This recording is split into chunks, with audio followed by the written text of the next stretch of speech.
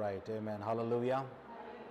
Okay, நேற்று தினத்தில் நம்ம பலிபீடத்தை குறித்து சில அடிப்படையான காரியங்களை பார்க்க கர்த்தர் நம்மளுக்கு கிருபை கொடுத்தார். பலிபீடம்னா என்னன்னு சொல்லி பார்த்தோம். உடன்படிக்கை கூறிய இடம், உடன்படிக்கை புதுப்பிக்கிற இடம், அப்புறம் அவரை ஆராதிக்கிற இடம், அதான் பலிகளை செலுத்துகிற இடம்,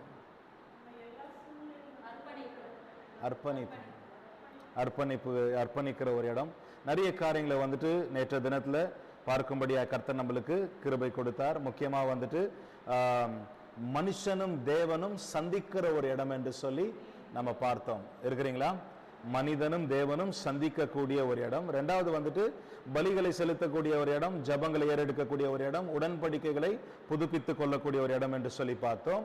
இதை இன்றைக்கு நமக்கு அதை எப்படி ஒப்பிட்டு நம்ம பார்ப்போம் என்று சொல்லி நம்ம நேற்று சில அடிப்படையான காரியங்களை ஆராயும் பொழுது நாம வந்துட்டு அர்ப்பணிக்கணும், பலிபீடத்துல நம்மளை அர்ப்பணிக்கணும்னு சொல்லி பார்த்தோம். அதனால்தான் ஆண்டவர் இந்த பலிபீடத்துக்குரிய முக்கியத்துவத்தை நமக்கு போதிக்கிறார் என்று சொல்லி நம்ம நேற்று பார்த்தோம். அர்ப்பணிக்க வேண்டும், அவரை ஆராதிக்க வேண்டும். ஆராதிக்கணும்னா நம்முடைய கடினமான சூழ்நிலைகளின் மத்தியில கூட தேவ சித்தம் நிறைவேற்றுகிறவர்களாய் நம்ம அவரை ஆராதிக்கணும். நம்ம செய்கிற எல்லாவற்றின் மூலியமாகவும் நம்முடைய செயல்கள் கர்த்தரை ஆராதிக்க வேண்டும் என்று சொல்லி பார்த்தோம். மூணாவது, அவரோடு கூட கம்யூனியன், அவரோடு கூட பேசுகிற நபர்களாய் நம்ம இருக்க வேண்டும் என்று சொல்லி நம்ம பார்த்தோம். இன்றைக்கு ஒரு காரியத்தை வந்து நான் உங்கள் மத்தியில சொல்லிட்டு நான் முடிக்க விரும்புகிறேன். பைபிள்ல முதல் தடவை பலிபீடம் என்கிற வார்த்தை எங்க எழுதப்பட்டிருக்குன்னு சொல்ல முடியுமா? ஆபிரகாம்.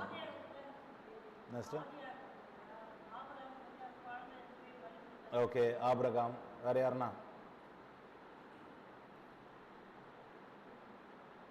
சரி, வாசிக்கலாம். ஓகே, வாசிங்க.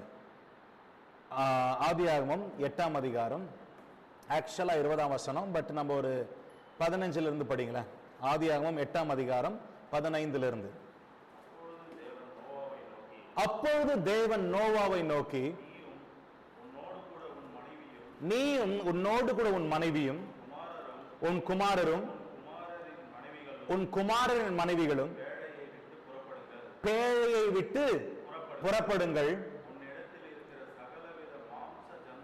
உன் இடத்தில் இருக்கிற சகல விதமான மாம்ச ஜந்துக்களாகிய பறவைகளையும் மிருகங்களையும்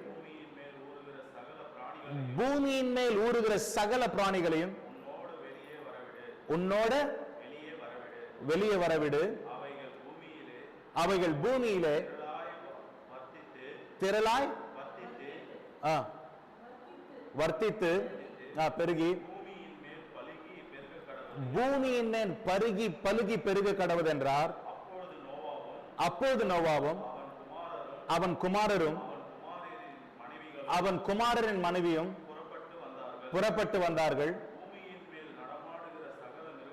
பூமியின் மேல் நடமாடுகிற சகல மிருகங்களும் ஊடுகிற சகல பிராணிகளும் சகல பறவைகளும் ஜாதி ஜாதியாய் பேழையிலிருந்து புறப்பட்டு வந்தன. அப்பொழுது நோவா கர்த்தருக்கு ஒரு பலிபீடத்தை கட்டி. ஜஸ்ட் நான் எதுக்காக அந்த டைரக்டா அந்த வசனத்தை படிக்காம நான் இவைகள் எல்லாம் உங்களை படிக்க வச்சேன்னு சொன்னாக்கா, நோவாவும் நோவாவின் மனைவியும் நோவாவின் குடும்பத்தாரும் எங்க இருந்தாங்க? பேழையில் இருந்தாங்க. ஏன் பேழையில் இருந்தாங்க? ஆண்டவர் 40 நாட்கள் 40 இரவு மழையை வர பண்ணினார். இந்த மழையை வர பண்ணினதுனால எத்தனை நாட்கள் ஏறக்கூடிய இவர்கள் இந்த பேழைக்குள்ள அடைக்கப்பட்டிருந்தார்கள் சொல்ல முடியுமா? இல்ல,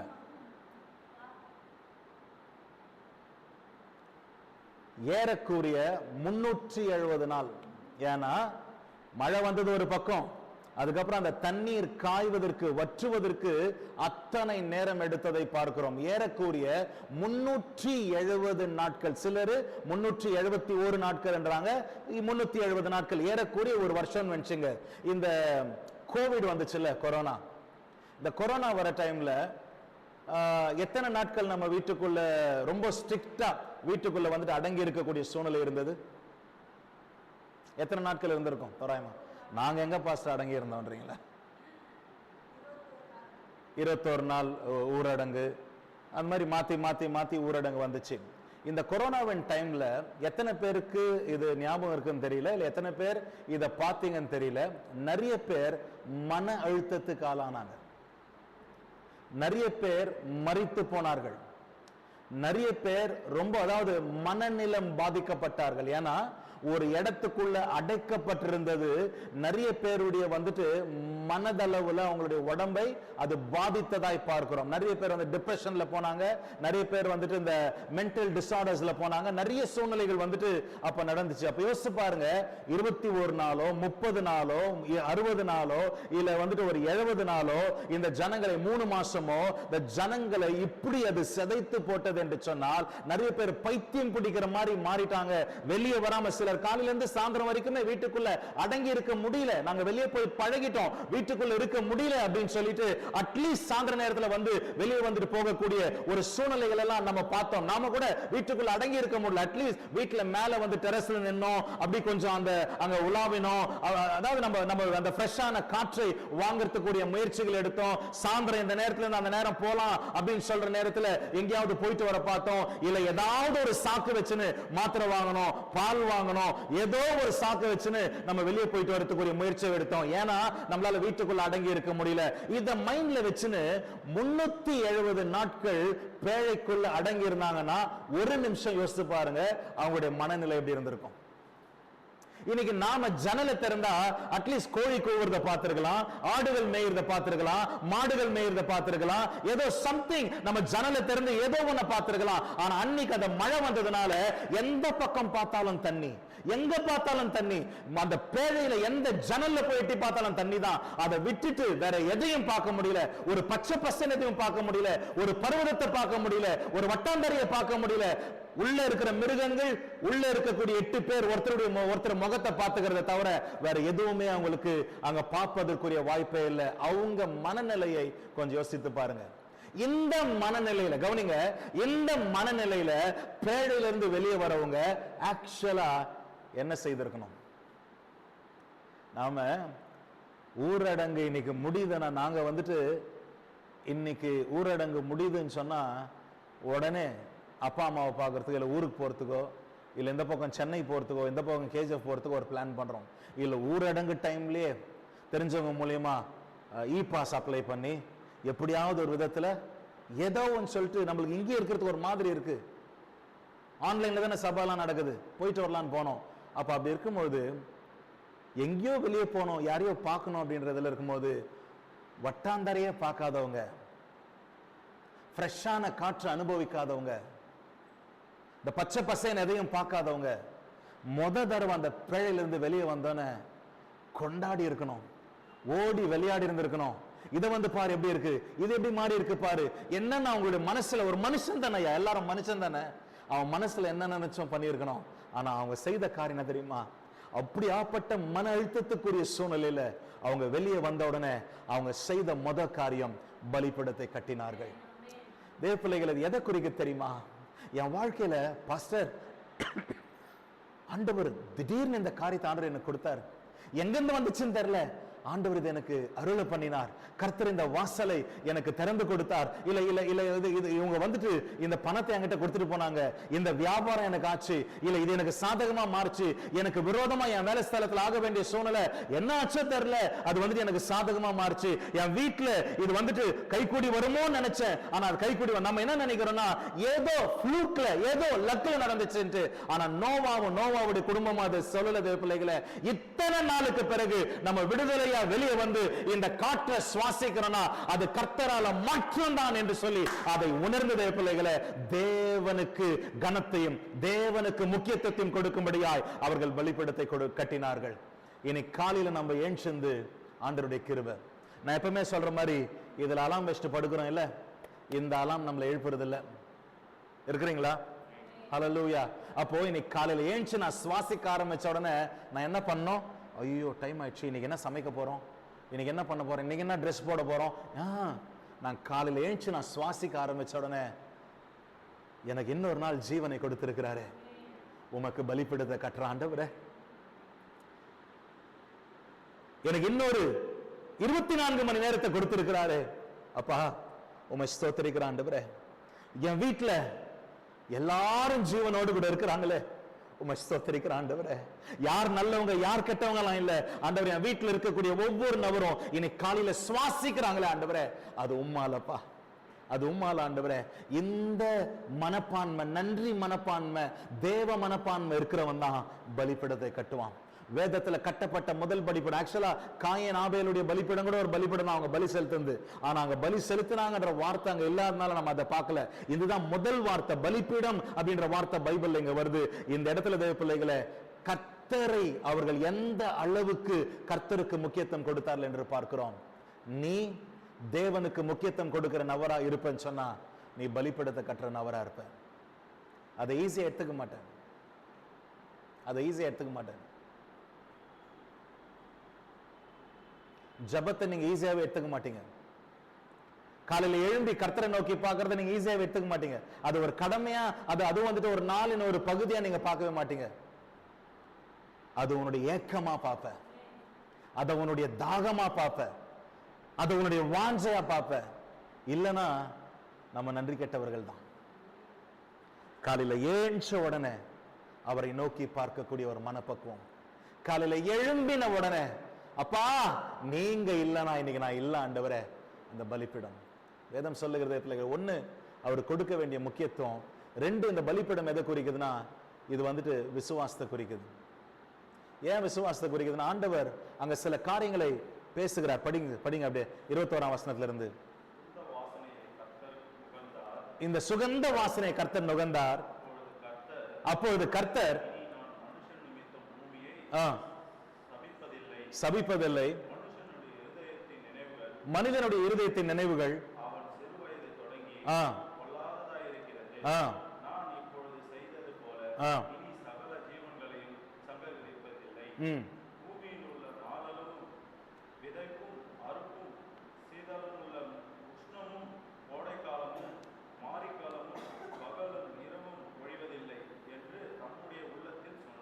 ஆமா பாருங்க, பூமியை கூட தேவன் ஆசீர்வதிக்கிறார்.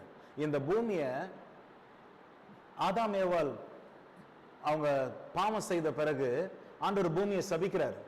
இந்த பூமியில் இருக்கிற விளைச்சல்களை சபிக்கிறாரு, இப்ப ஆசீர்வதிக்கிறாரு. இந்த பலிபீடம் தேவனுக்கு நம்ம நன்றி உள்ளவங்களா நம்ம இருக்கும்பொழுது, அனுதினமும் பலிபீடத்தை கட்டும் பொழுது, இது என்ன தெரியுமா தேவ பிள்ளைகளை பண்பு, இது நமக்கு தீமையா, அனுதினமும் நமக்கு தீமையா வர்றத நம்மளுக்கு ஆசீர்வாதமா மாத்துது. ஆமென். நமக்கு அனுதினமும் தீமைகள் இருக்கு தெரியுமா? நமக்கு விரோதமா சத்ரு அம்புக்களை எய்து விட்டு கொண்டே இருக்கிறான். நமக்கு விரோதமா சில துரைதனங்கள் எழும்பிக் கொண்டே இருக்கு. கண்ணுக்கு தெரிந்தவைகள் சிலது, கண்ணுக்கு தெரியாதவைகள் சிலது. ஆனா ஒவ்வொரு நாளும் நீ காலையில் எழும்பி ஒரு பலிபீடத்தை கட்டும் பொழுது ஆண்டவர் என்ன பண்றா தெரியுமா? உனக்கு விரோதமாய் தீமையா வர்றத உனக்கு அவர் ஆசீர்வாதமா மாற்றுகிறார். தீமை எல்லாவற்றையும் உனக்கு ஆசீர்வாதம் மாற்றுறார். அப்ப அந்த நாள் உனக்கு ஆசீர்வாதமா மாறும். ஏன் ஆண்டவரே என்னுடைய நாள் ஆசீர்வாதமா இல்ல? நான் உழைக்கிற ஆண்டவரே, நான் கஷ்டப்படுற ஆண்டவரே, நான் எல்லாம் செய்யற ஆண்டவரே. ஆண்டவர் சொல்றாரு, நீ பலிபீடத்தை கட்டலையே, நீ பலிபீடத்தை கட்டலையே. நான் கொடுத்திருக்கிற வாழ்க்கை, நான் கொடுத்திருக்கிற வேலை, நான் கொடுத்திருக்கிற பொறுப்புகள், நான் கொடுத்திருக்கக்கூடிய காரியங்கள் முக்கியம் சொல்லி ஓடுறியே தவிர, இதை கொடுத்திருக்கிற நான் உனக்கு முக்கியம் சொல்லி நீ என் சமூகத்துல உட்காரலையே. நீ ஏன் சொன்ன என்ன நோக்கி பார்க்கலையே, மாறாக உன் பொறுப்புகளை தானே பாக்குற. நீ ஏன் உடனே பலிபீடம் கட்டலையே, மாறாக ஸ்டவ்ல என்ன வைக்கலாம் தானே பாக்குற. இருக்கிறீங்களா? அப்போ தேவன் நம்முடைய நாட்களை ஆசீர்வாதமாய் மாற்ற விரும்புகிறார். நமக்கு விரோதமாய் எழும்புகிற அம்புக்களை எடுத்து அந்த அம்புகளிலே தேவனுக்கு ஏணிப்படியை செய்து ஏறி போடான்னு ஆண்டவர் வாழ்க்கையை மாற்ற விரும்புகிறார். நாம் அதுக்கு விட்டு கொடுக்கிறவங்களா இருக்க மாட்டோம். இந்த மாலை நேரத்தில் தேவன் உங்களோடு கூட பேசுகிறார். கர்த்தர் உங்களோடு கூட இடைப்படுகிறார். நீ இந்த பலிபீடத்தை கட்டுகிற நபராய் நீ மாறுவாயானால், ஒவ்வொரு நாளும் இந்த பலிபீடத்தை கட்டுகிற நபராய் நீ மாறுவாயானால், கர்த்தருடைய குறுக்கிடுதலையும், கர்த்தர் உனக்காக இறங்கி கிரியை செய்வதையும், ஆண்டவர் உன்னோடு கூட பேசுவதையும், உன்னை வழிநடத்துவதையும் உன்னால உணர முடியும், உன்னால் அனுபவிக்க முடியும். ஆமென். ஹல்லேலூயா. இன்னொரு காரியத்தை நான் சொல்லி நான் முடிச்சிடுறேன். அப்படியே யாருன்னா, ஏன்னா ஆபிரகாமை பத்தி நீங்க சொன்னீங்க, ஆபிரகாமை பார்த்தலாம். ஆபிரகாம், அது ஆதியாகமம் 12ஆம் அதிகாரம் 7ஆம் வசனத்தை வாசிங்களேன்.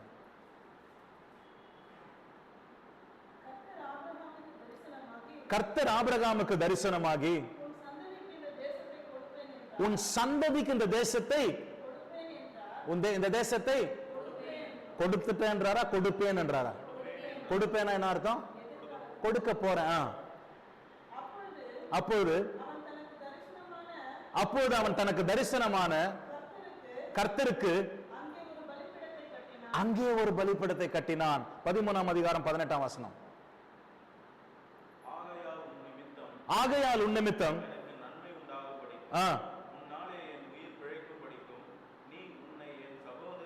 13:18. அப்போது ஆபிரகாம் கூடாரத்தை பெயர்த்து கொண்டு போய்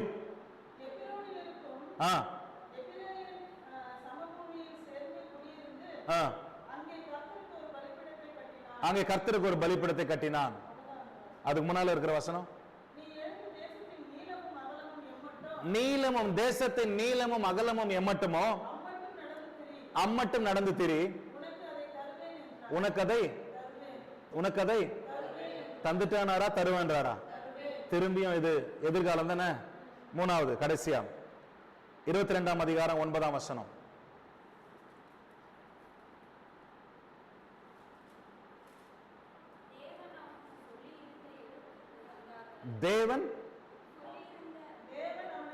தேவன் அவனுக்கு சொல்லி இந்த இடத்துக்கு வந்தார்கள். அங்கே ஆபிரகாம் ஒரு பலிபீடத்தை கட்டி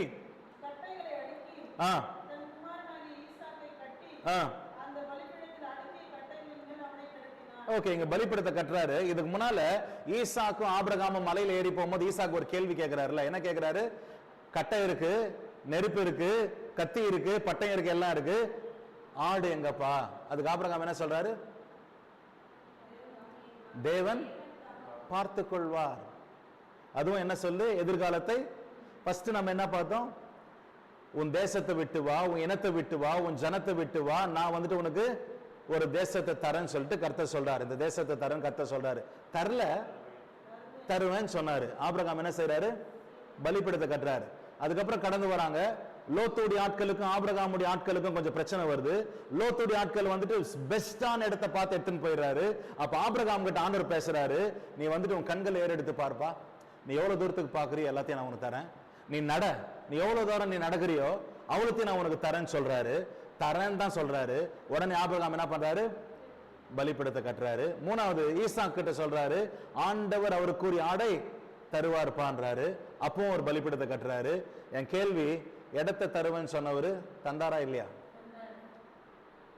நீ கால வைக்கிற இடத்தெல்லாம் உனக்கு சொந்தமாக்குவேன்னு சொன்னவர் சொந்தமாக்குனாரா இல்லையா? ஈசாக்க பலி செலுத்துறதுக்கு பதில் இன்னொரு ஆடு தேவன் கொடுப்பாரு, கொடுத்தாரா இல்லையா? அப்ப என்ன, எங்க பலிபீடம் எதை குறிக்குதுன்னா என் விசுவாசத்தை குறிக்குது. ஆண்டவர் தருவதற்கு முன்பதாகவே நான் பலிபீடத்தை கட்டும் பொழுது என்ன என்கிட்ட வாக்குத்தத்தம் கொடுத்தாரோ, என்ன என்கிட்ட பேசினாரோ, நான் டெய்லி பைபிள் படிக்கும் போது கர்த்தர் என்கிட்ட என்ன பேசுகிறாரோ அந்த வார்த்தைகளை நம்பி நான் முழங்கால் படிட்டு ஒரு பலிபீடத்தை கட்டும் பொழுது இது எதுக்கு அடையாளம் என்று சொன்னால் என் விசுவாசத்துக்கு அடையாளம்.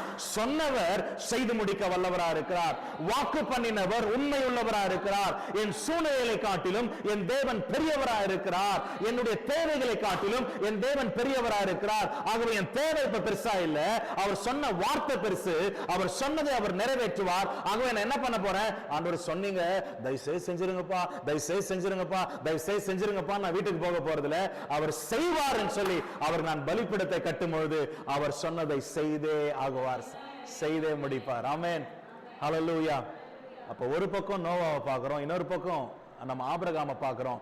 ரெண்டு பேருமே அந்த பலிபீடத்தை அவங்க பயன்படுத்தின விதத்தையும் நேரத்தையும் பாருங்க பிள்ளைகளை.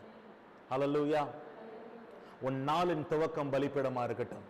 நோவா மாதிரி எவ்வளவு உனக்கு மன உளைச்சல் இருக்கட்டும், கஷ்டமா இருந்துச்சு பாஸ்டர் ஜபிக்க முடியலன்னு சொல்லாத. 370 நாள் ஒரு இடத்துல அடைக்கப்பட்டு வந்தவனை காட்டிலும் உனக்கு எனக்கும் கஷ்டம் இருக்கவே முடியாது, இருக்கவே முடியாது. அதன் மத்தியில ஒருத்தனால வந்து பலிபீடத்தை கட்டி நான் வெளியே வந்தது என் தேவனாலன்னு சொல்லி தேவனை துதிக்க முடியுமே ஆனால் உன்னால முடியும், அதை செய்.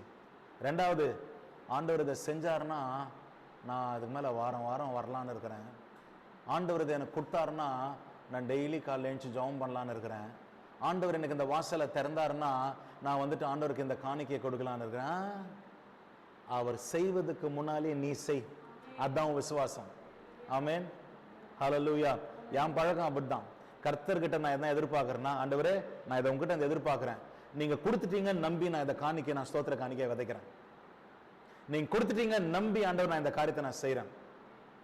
ஆண்டவர் செய்வார். நான் பார்த்திருக்கிறேன் நிறைய தடவை. விசுவாசத்தோடு எங்கெல்லாம் பலிபீடம் கட்டி இருக்கிறேனோ அங்கெல்லாம் தேவனுடைய மகிமையை பார்த்திருக்கிறேன். நான் உங்களை உற்சாகப்படுத்துகிறேன். அனுதினமும் பலிபீடத்தை கட்டு. உனக்கு இதுவரைக்கும் நீ கேட்டு கிடைக்காத காரியங்களுக்கும் பலிபீடத்தை கட்டு. உன் விசுவாசத்தை வெளிப்படுத்து. தேவ மகிமையை பார்ப்பாய். ஆமென். கண்களை மூடி கர்த்தரை நோக்கி பார்க்கலாமா? இந்த வார்த்தையின்படி ஆண்டுடைய சமூகத்தில் ஒப்பு கொடுக்க விரும்புகிறவர்கள் கண்களை மூடி தலைகளை தாழ்த்தி ஒப்பு கொடுக்கலாமா? Thank you father. இந்த சத்தத்தை கேளுங்க ஆண்டவரே. இந்த எங்கேயும் ஆன்லைன்ல பார்க்கக்கூடிய நம்முடைய பிள்ளைகளுடைய சத்தத்தை கர்த்தராகிய தேவன் கேட்பீராக. கர்த்தராகிய தேவன் கேட்பீராக. கர்த்தராகிய தேவன் கேட்பீராக. ஓ எஸ், ஓ எஸ், ஓ எஸ். அவங்க அர்ப்பணிப்பை ஹானர் பண்ணுங்க ஆண்டவரே. அவங்க அர்ப்பணிப்பை ரெஸ்பெக்ட் பண்ணுங்க ஆண்டவரே. கர்த்தருடைய பிள்ளைகளுக்காக இறங்குங்க ஆண்டவரே. ஓ நன்றி ராஜா, நன்றி ராஜா. இது வரைக்கும் ஜெபிக்காத யாராவது ஒருத்தர் சத்தத்தை உயர்த்தி இந்த வார்த்தைக்காகவும் தொடர்ந்து இந்த இரவு நம்மளை பொறுப்பெடுக்கும்படியாகும் நாளை சபையை சார்ந்த யாவரையும் கொண்டு வந்து மகிமையான ஆராதனை தேவன் மாற்றி கொடுக்கும்படி யாராவது ஒருத்தர் கடைசி ஜெபத்தை ஜெபித்து முடிக்கலாம்.